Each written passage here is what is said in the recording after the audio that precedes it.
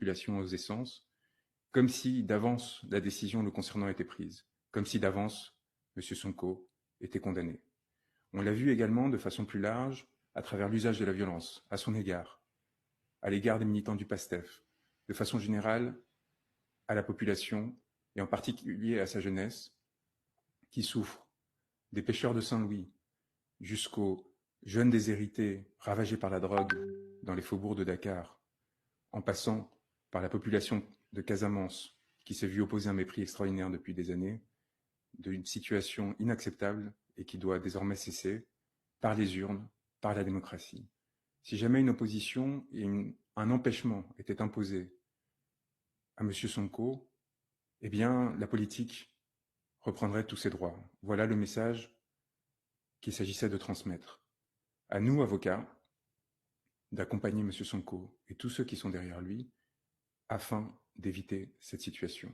Au pouvoir, de se montrer responsable, de comprendre que son heure peut être à tourner et qu'il s'agit de remettre son mandat entre les mains du peuple pour que celui puisse décider librement. Nous en sommes au début d'une aventure extraordinaire, à quelques mois d'une échéance particulièrement importante qui ne s'arrêtera pas avec l'élection. Dès à présent, évidemment, tous les efforts doivent être mis en œuvre, non seulement pour protéger M. Sonko, mais plus largement pour se préparer à l'après.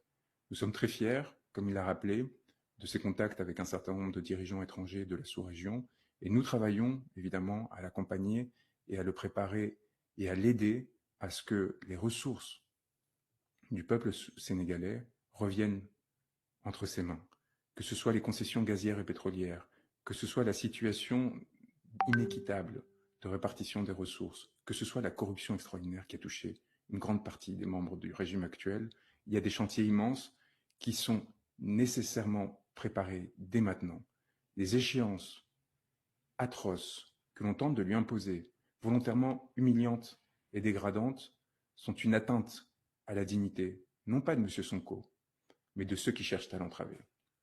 C'est avec honte que leur participation à ces manœuvres devrait être accompagnée. Et c'est à vous de faire ressentir cette honte puissante à l'égard de ces magistrats, de ces fonctionnaires qui participeront à cette comédie et qui chercheront à entraver votre destin. Nous sommes fiers, à notre place, avec humilité, d'avoir la confiance de M. Sonko, pour une raison très simple.